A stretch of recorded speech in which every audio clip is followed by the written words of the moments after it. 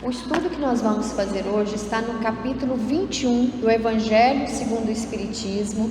Haverá falsos cristos e falsos profetas.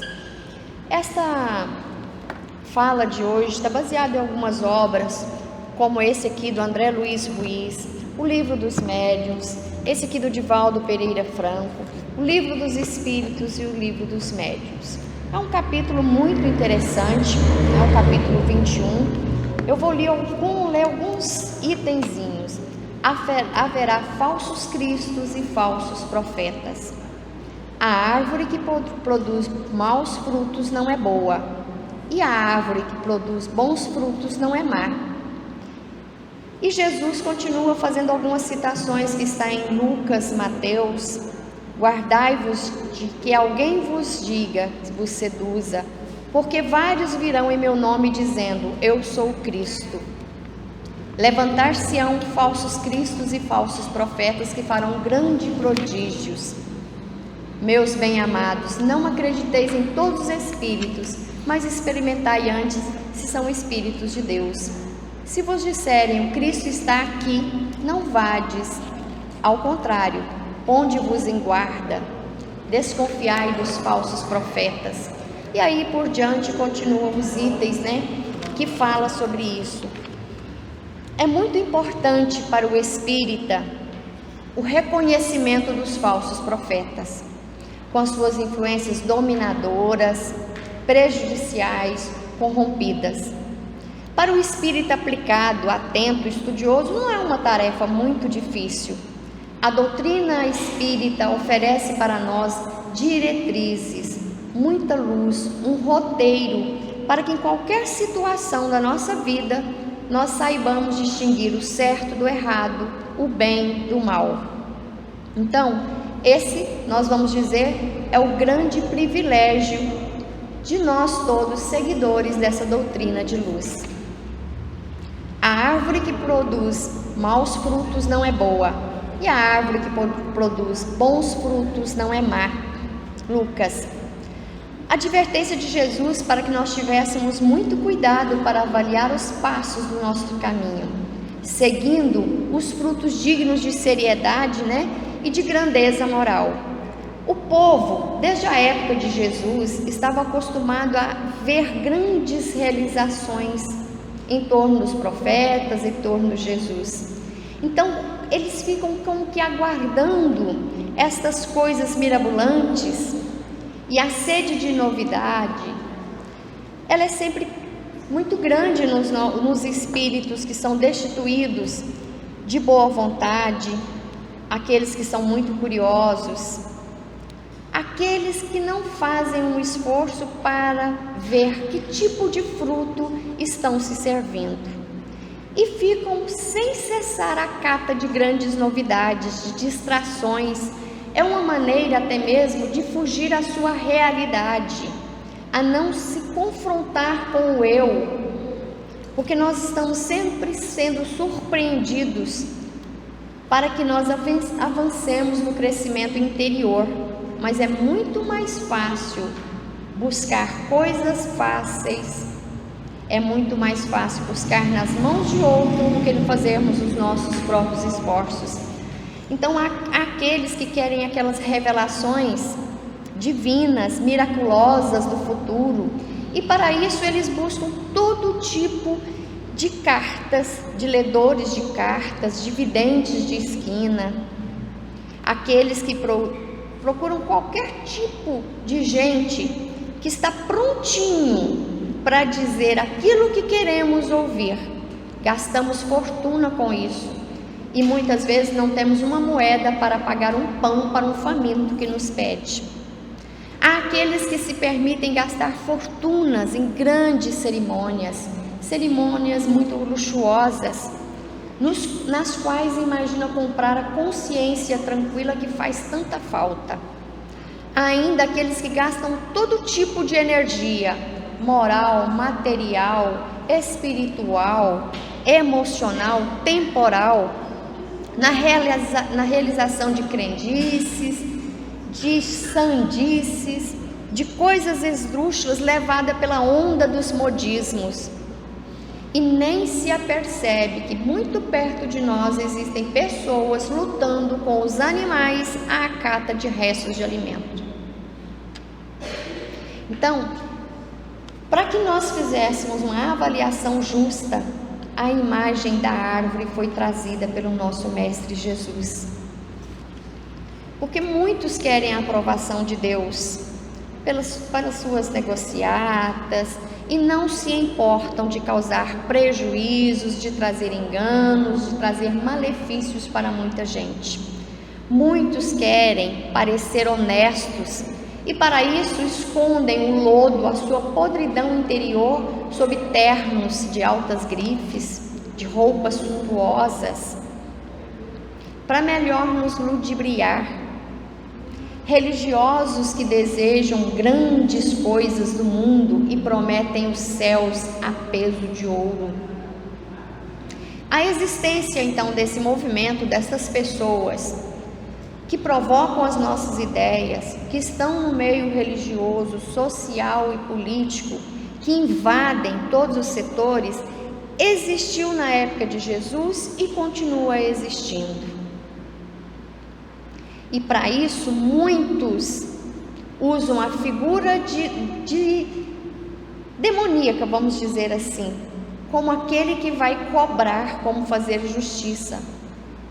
Então muitos, por medo do diabo, do demônio, paga altas quantias para ficar em paz com a sua consciência, para cobrar rezas, bênçãos, milagres, um caminho para o seu futuro. E Jesus, reconhecendo que seria muito breve o período que ele estaria conosco encarnado, e percebendo que nós seríamos muito facilmente ludibriados por mentiras, por meias verdades, ele já foi terminante com os seus discípulos, dizendo que haveria falsos cristos e falsos profetas. Como distingui-los? Com que sinais nós vamos identificar esse tipo de pessoa? Aí a árvore é trazida à nossa tela mental. A boa árvore não produz maus frutos, assim como a má árvore não produz bons frutos. Então é óbvio que somente por atos, que somente pelos valores morais é que nós podemos aquilatar, que podemos avaliar a mensagem de verdade, a mensagem de Jesus, de que a pessoa se faz portadora. Ninguém neste mundo há, dominado por falsas ideias, pelos objetivos de divisão, de imposição de ideias pessoais, de trazer intrigas, possa revelar verdades nobres. Mediante a conduta, então, mediante os interesses, as conveniências, nós podemos perceber, nós podemos ver se é digno de fé aqueles a quem nós estamos seguindo. Então, a imagem da árvore, trazida por Jesus para nossa avaliação, responde sabiamente a respeito das qualidades que se revestem os bons profetas, aqueles que trazem realmente a verdade divina. Assim, nós podemos julgar os espíritos encarnados e desencarnados pela qualidade do que eles dizem, do que eles fazem, do que eles produzem. E aí nós não podemos deixar de citar a mediunidade.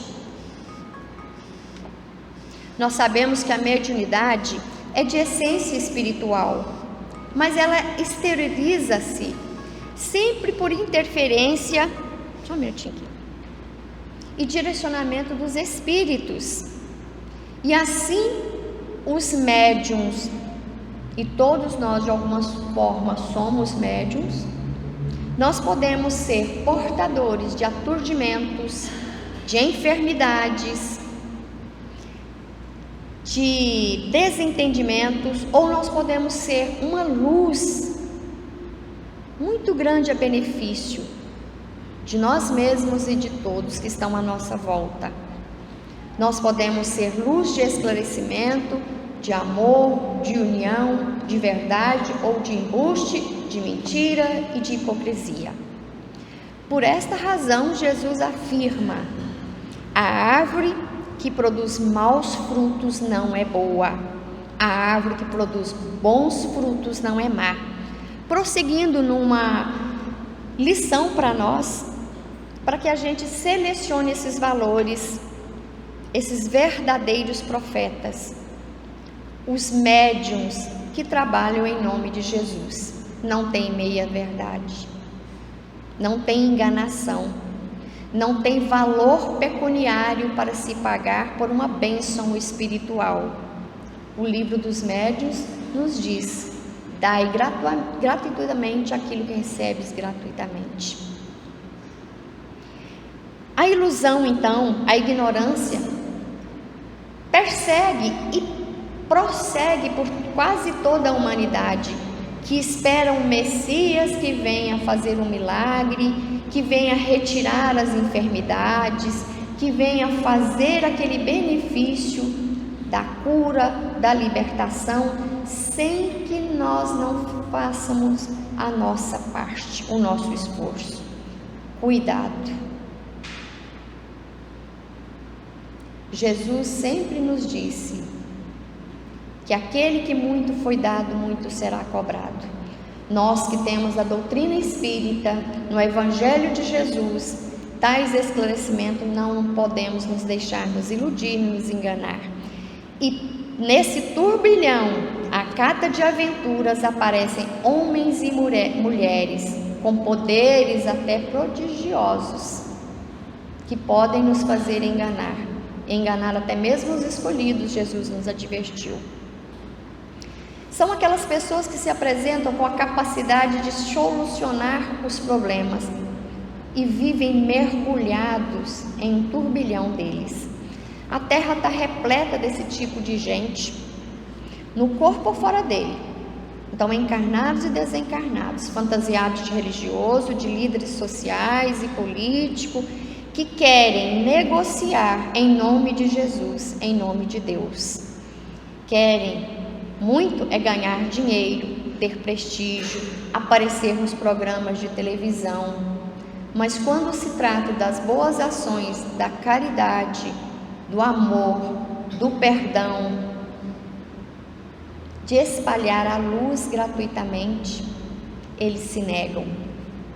Conheçamos então essa mensagem do Evangelho de Jesus, tirando o espírito que vivifica da letra que mata. O Evangelho de Jesus é a única maneira de nos perseverarmos contra esses lobos.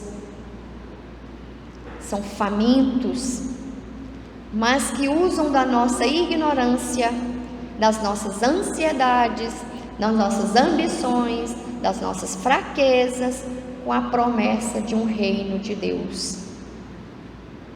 E aí é hora de perseverarmos, é a hora do nosso esforço no serviço da vigilância contra esses embusteiros. Não são só os tolos e os ingênuos que caem nas armadilhas de lobos, são aqueles que querem facilidades, sem grande esforço. Seguir o rumo que estas pessoas nos direcionam é do livre-arbítrio de cada um de nós, mas depois não podemos nos queixar dos sofrimentos, pelo caminho tortuoso, dependendo do tipo de profeta que estamos seguindo. O amor e o bem são sempre o amor e o bem. Livre do crime, da inveja, da impostura, da violência, da agressividade, da intolerância, do vício e das fraquezas morais. E ainda aí prevalece a advertência do Mestre: pelos frutos se conhece a árvore. Então nós devemos ter muito cuidado Não importa em que meio religioso estejamos, não importa aonde estejamos, as pessoas que estão acima dessa vulgaridade, que tem ideais superiores, traz a simplicidade, traz o amor no olhar, traz os atos de compaixão, de tolerância, de não vingança, de compreensão. Não estão à cata de realce político, social, de destaque que de alguma forma traz privilégio. Muito pelo contrário, eles são capazes de superar o materialismo, são capazes de superar as facilidades, colocando a mão no arado, arando a terra, trabalhando, plantando a boa semente. Muitos vão aparecer no nosso caminho com demonstrações retumbantes de curas, de milagres. Cuidado! Sem o nosso esforço pessoal e intransferível, nós não vamos progredir, nós não vamos alcançar a luz de Jesus. Não é através do outro. O outro é um irmão que auxilia, que estende a mão, que está ao nosso lado na caminhada. Mas nós devemos dar os passos. Nós devemos aprender a reconhecer o que é bom, o que é certo, o que não é certo, o que é errado, o que não condiz com o nosso conhecimento. Não vamos ter como desculpas de eu não sabia. Nós sabemos. O Evangelho de Jesus é muito claro. Ele já dizia: tenha olhos e ouvidos de ver e ouvir. Se ainda quisermos prosseguir nesse caminho de cegueira espiritual, é muito fácil. Basta seguir os falsos cristos e falsos profetas que aparecem no nosso caminho. Mas se nós tivermos um pouco de bom senso, nós vamos aprender a discernir, nós vamos aprender a ter um caminho a seguir, sem ilusão. O sofrimento bate à porta de qualquer um, esteja num casebre ou num palácio, esteja na solidão ou no meio de uma multidão. Sofrimento é sinal de crescimento quando ele é superado com amor, com paciência, com fé, com confiança no futuro. Não estamos sozinhos. Mas para isso nós não precisamos colocar a mão no bolso e pagar. Cuidado com os falsos profetas que nos prometem muita coisa de olho no nosso bolso. Cuidado com essas promessas vãs. Não é pagando uma promessa, não é pagando uma reza, isso ou aquilo que nós vamos conquistar a felicidade. O Evangelho nos diz que a felicidade não é deste mundo. Quando comparado ao planeta Terra a outros mundos mais felizes, mas dentro dessa nossa condição de seres habitando um planeta de provas e expiações, nós temos muito mais períodos de felicidade do que de infelicidade. Nós passamos por noites tenebrosas, por problemas que diremos, às vezes nos dizemos assim para nós mesmos: nossa, agora está difícil, parece que chegamos ao fim do poço. De jeito nenhum. Deus é Pai, é amor. Jesus é o caminho, é a verdade. Não tem outra maneira de chegar ao Pai se não for por Jesus. Jesus não cobrou nada do que Ele fez de bom. Jesus não anunciou milagres. Jesus não vendeu milagres. Por que nós queremos comprar isso?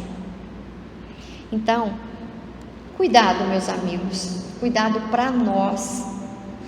E não estamos livres. No meio espírita também nós temos pessoas que querem impor ideias pessoais, modismos. Alguns questionam até Kardec. Será? Agora, será que nós também conseguimos fazer uma avaliação se não conhecermos as obras? Livro dos Médiuns, Livro dos Espíritos, o Evangelho segundo o Espiritismo, a Gênese, o Céu e o Inferno. São obras que a gente precisa ler, que a gente precisa conhecer. Precisamos aprender a separar o joio do trigo, mas para isso a gente precisa ter condições, conhecimento. De novo eu digo, para o espírita não é uma tarefa muito difícil. Mesmo para aqueles que dizem assim, não aprendi nem a ler e a escrever, não tive oportunidade. Quando se frequenta uma casa espírita como esta, de seriedade, nós aprendemos muito com o convívio, com aqueles que vêm aqui à frente a falar, com os atos, com o trabalho voluntário que há na casa. Então, pelas obras se conhece se a árvore é boa ou má. E é por estas obras que nós devemos nos fazer prevalecer como seguidores dessa doutrina, que é, antes de tudo, uma doutrina de amor e de luz. Eu agradeço muito a oportunidade. Falei para o Clécio que eu não tenho muito costume, né? Frequento casas muito simples, mas aí eu vi aqui os rostos de tanto conhecidos, familiares, confrades da doutrina, me senti à vontade. Não sou palestrante de jeito nenhum, mas eu gosto de estudar as obras e gosto de auxiliar. E eu sei que a casa Eurípides de Barçanufo traz tantos frutos bons para mim, para a minha família, para a sociedade. Então, se eu pude contribuir, eu agradeço imensamente. Que Deus nos ilumine, nos ampara, nos fortaleça nesse propósito do bem, de seguir o bem, de fazer o bem aonde é que nós estejamos. Muito obrigada.